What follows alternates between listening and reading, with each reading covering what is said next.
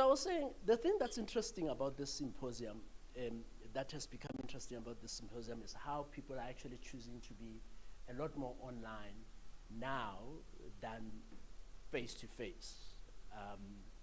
We used to have this symposium as a traveling symposium, so we would, because it is the Africa Board for Coaching, Consulting and Coaching Psychology, represented in the 8 regions across the continent, we wanted to go. What has become apparent, particularly since COVID, is that there's been a lot of shift. So on 2021, we were so excited to actually see people, because we had like 70, 80 people in the room, in the coaching for Africa, symposium number 8. So if you're socially social media minded, these are some of the hashtags you can use, and then you can follow us at Coaching Africa. Apparently, that's a Greek name, the original Greek name for the continent. Right? It becomes another very controversial conversation when we start saying, who named this continent what it is? But then most of the Greeks were black, so that's also very interesting. Sorry. They get so amused when I go into this stuff. And then, of course, you can follow me, and then at ABCCCP, particularly if you're a coach, if you're a consultant, if you're a leader, our work is really around making sure that coaches and consultants are who they are who they say they are. Particularly today, credibility has become quite important. So you don't know who's in the room, and there might actually be people that are ready to steal your money. We've seen it happen. So let's have the conversation happening, and then and creating content that we actually can give, made in Africa for the world, which is our tagline as ABCCCP. So that's one, Africa as a thought leader. 2, Africa that's at peace with itself. Last year and the year before last has seen, because by the time when we did this in 2016, a few years that led to that, there was a lot of conflict that was taking place across the continent. And we were concerned about how is it that our continent is associated with conflict and challenges and all that, over and above the fact that we have poverty and unemployment and all of the different maladies that actually plague the people. So how can we create an Africa that you can wake up in the morning and not have to worry about where to get security, where to protect yourself, or whether the government works, right? We've had 8 coups on this continent in the last 2 years, and call the wars that happen on this continent, we call them conflicts, but perhaps they are much bigger. So when we then talk about an Africa at peace with itself, those are the kinds of things we talk about. How do we get to a space where we actually have peace on this continent continuously? Right? The third element was an Africa that's prosperous. Prosperity is something that we need more than just money. And I find myself having a lot more conversations with people today about more than just money. But controversy is nothing like, there's nothing like poverty. It's in the mind. So people talk about poverty because they don't have money. But when you wake up, at least in South Africa, when you wake up, at least in Lusaka, when you wake up, at least in Accra, people are waking up every morning and are hustling and are getting on with life. So I see some of the pictures of people who really struggle. But my question is that what our continent looked like? Perhaps not. So perhaps we need to start preaching a lot more around what prosperity lies within, including the land, including the sun, including the trees, including the riches that this continent have that we don't take advantage of because we are so busy focusing on, I don't have money. I grew up without money. But if I tell you the story of how I now became one of the top 30 coaches in the world as of February 2024, it becomes a very fascinating one that gives me hope for this continent, because then it means if you grew up in a four-roomed house in Limpopo somewhere, or you are in Bileni or Marakeni in Mozambique, you still can be number one in the world. Incidentally, the number one coach in the world last year is that lady there. Nakonde was named the number one guru in coaching and leadership in 2023. She was a board member of this, and she's a friend of mine, and we together are continuously working. So on the guru thing now this year, she's number one, she's Africa's number one coach still, and then I'm number two. So if you don't think it's possible, we should be the science. So one Symposium. The theme of leveraging arts and culture and heritage for African we want to live in. You know this, when yesterday I came with this disturbing of the South African flag band, I asked myself, is this an Africa we want to live in? As I was just celebrating the democratic elections at Senegal, a young man of my age became a president. I said, Africa is coming back. But in that process, then you get disturbed by the burning of the flag. And then you ask yourself, is that the Africa we want to live in? It's still a peace that we want to see. It's still an acknowledgement we want to see. Is it the legacy that we want to archive and read about? We have some questions and answers to think about. What is the African culture? We have to get questions and answers. What is this an African culture? Dr. Makalima covered as if he prophesied my speech. You covered my speech completely. And also I can say you paralyzed it. But I'll try to make it a point that I pick to add some areas. How can we protect and preserve and promote and remap if we do have the culture? But we'll go, what kind of a legacy do we have? Because we are dealing about the issue of what Dr. Mongezi was addressing, the issue of artifacts that we have as a replica of the authenticity of our original creativity of artworks. Are we talking about the legacy of slavery? Are we talking about the legacy of art theft? Are we talking about the legacy of land theft in Africa? Mind you, the land issue is a gold of Africa. By clay, because today we are using these cups that once it falls, it breaks, but the clay that is within our land, that is a pottery that was used by our forefathers. And even currently, the degree of burning these cups is making it economic for you. When it fails, you go and buy another one. But immediately we can get our land, we do have a method of making a point that the pottery of this particular bowl or a cup will sustain us for the future. Now, what's the whole essence of this cultural renaissance? First of all, we rediscover our traditions. A lot of us, I mean, I feel bad because I was already married when my grandfather died at 104. And he was a very educated man. And he would always call me and tell me stories. I mean, then there wasn't really, there was mobile phone, but it was the other one. But there wasn't so much technology. And I didn't even think to write it. And now I live with so much regret because there's some things that I remember. And when they're talking in the village, I'm like, please, please, please, that's not the truth. And I tell you but there's so many others that I don't remember.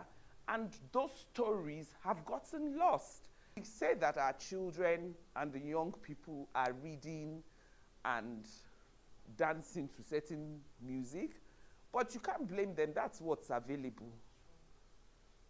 So if you said to your child, if you insisted your child should read an African book now, what is going to be available online?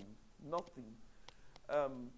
Integrate cultural elements, foster inclusive learning environments. You know, even in schools, we played this game? I don't know. You know, when I don't have a daughter, but whenever I had female children come to my house, I take them outside and I say, come, you have to come and learn this. Because it just dawned on me that these children don't know. That was team building, building relationships. That was what we were learning. But now everybody's stuck on their phones. Promote experiential learning, and then at that event.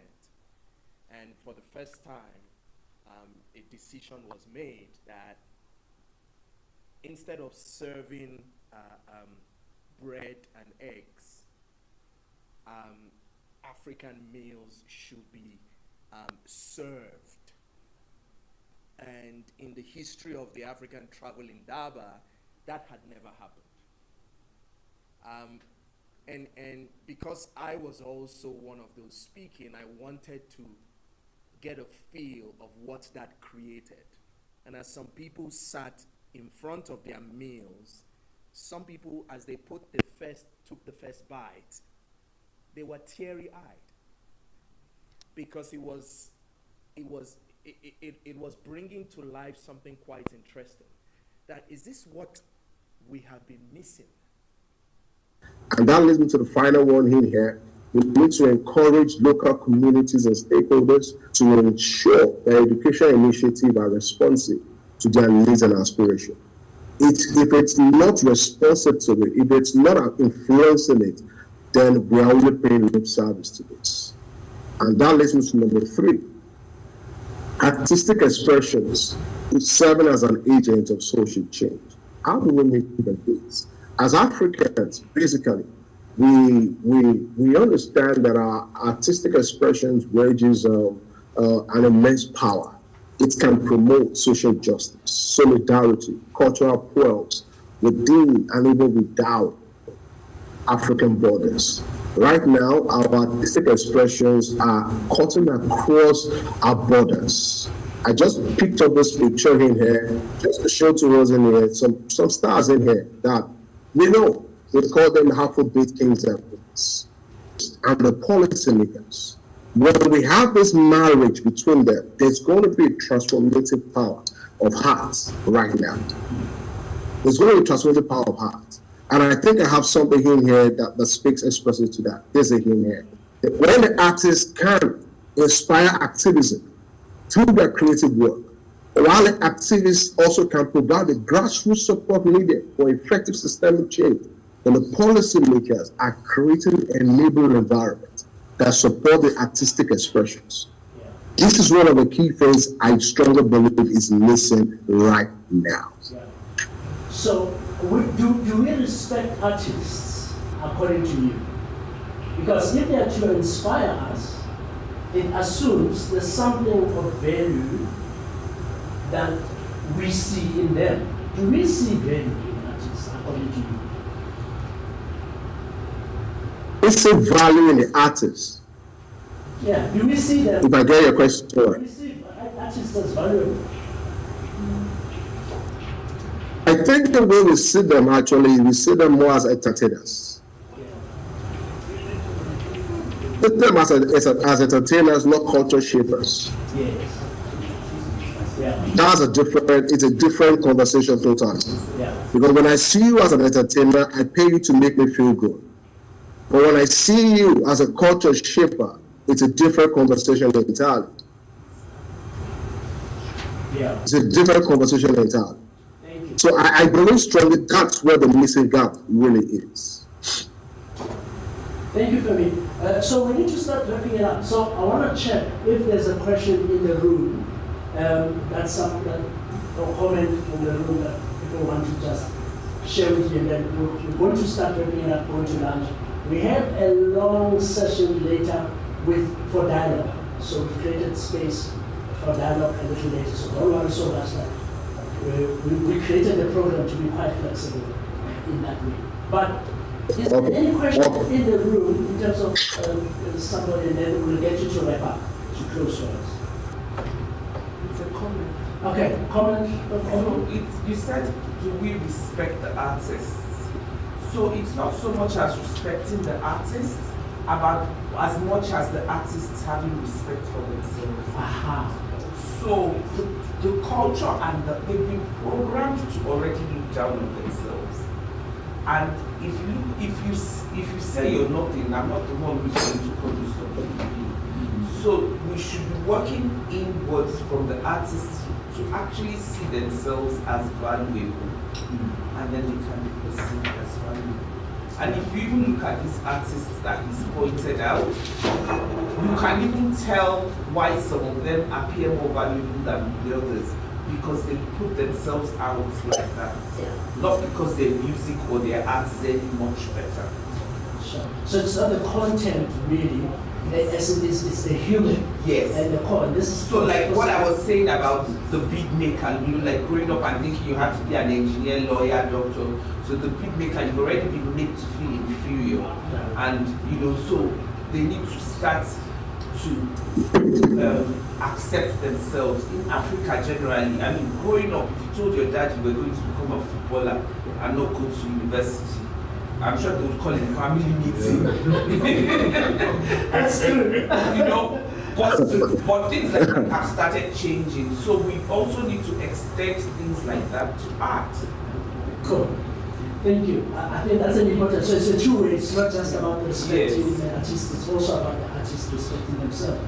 Goodness, we'll be the last voice, and then we close with we did. Otherwise, we're not getting food. All right.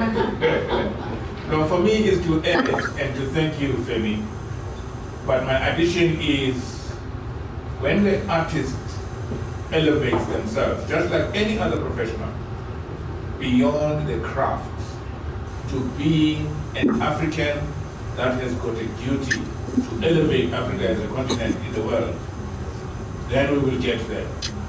Because in the end, even if you look at South Africa, how it was changed, it was a contribution of many artists across the world, raising the voice about releasing Nelson Mandela and ending apartheid. So it's those artists for me, more than any other activist and politician, who have actually contributed to what we have today in South Africa. Social activism. Movements are bigger, they're expanded. Why do you think? Why do you think? Why do you think the second time around was easier and better? It's practice. You broke the ice. You didn't judge. Didn't judge? And nobody looked. Nobody looked. Blood flow. How do you know?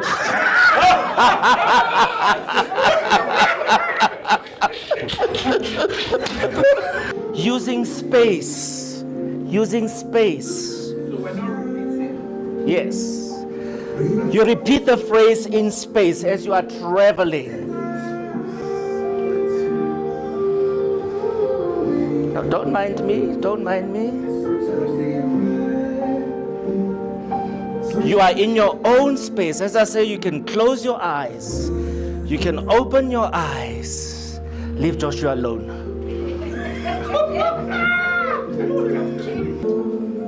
You can go up, under, on the floor.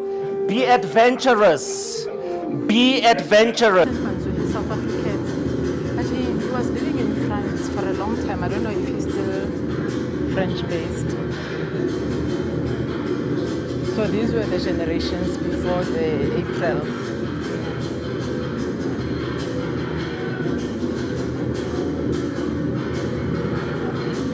Fulfillment that suggests a path to personal development and happiness.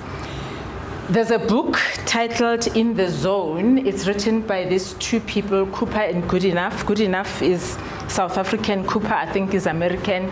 They both are meta coaches, so that's the space where I operate from. And I love the work they've done in this book, because in demonstrating being in the zone, which connects to flow, which also has links to flourishing.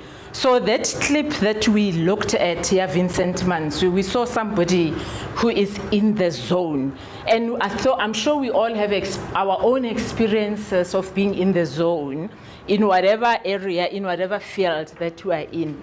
So what these two guys did, each chapter in the book is dedicated to one sports personality. So what they did is they interviewed and journeyed with the personality when they practice, when they exercising and they practicing their sports craft, and also when they are performing.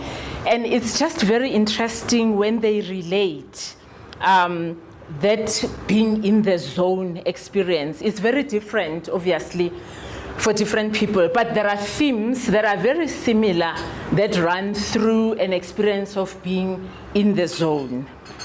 We actually, when I was in corporate, had an opportunity to host, I can't remember his name now, one of the Olympic swimming guys, you know, the guys that won the swimming Olympics a few years ago. And I just remember him telling us about his routine. As an example, it sounded like somebody who is in the zone, like throughout, because it didn't sound in that moment that there was like what we call a me time. And I remember him joking, because when it was announced that he was coming for a visit, there was a lot of excitement, etc., especially from the girls at the time.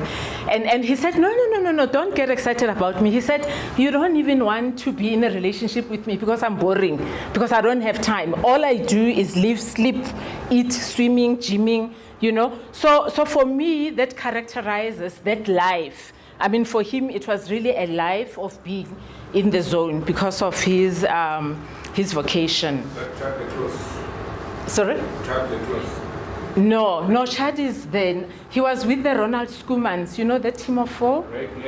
Yes, him. Yes. And then flourishing and flow is a theory by Csikszentmihalyi. I always get excited when I say that because I used to struggle. So we've already defined flow and flourishing. And then the other theory that I love so much is this one, the broaden and build by Frederickson. And what this theory is about, it talks about how when you have a positive emotion, you become a lot more resourceful, you know? And he talks about broadening the effect on the momentary thought action repertoire. That's big English, even for me. But I explain it simply to just say an experience, a positive emotion yields more resourcefulness. And I'll give an example. So if you're experiencing joy, in that very moment, it's most unlikely for you to be ugly to somebody next to you. You know, you are in a joyous state. So you're going to do things that are aligned with a joyous state. So that's what I'm saying, that it adds resourcefulness. So if you think about awe and flourishing and flow, when you get those experiences, it's very easy. You are more amenable to being resourceful, whether in your environment, in your career, or wherever that you are. So when we're looking at this subject that I'm looking at, we are saying those moments of awe, they needn't end at all.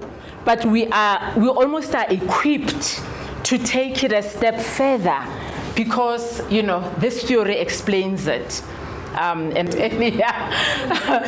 when you were in Regina Mundi on June 16, 1977, 78, 79, etc., and Ingwapela Madingwane got on stage to recite that poem, I don't have a word in English. That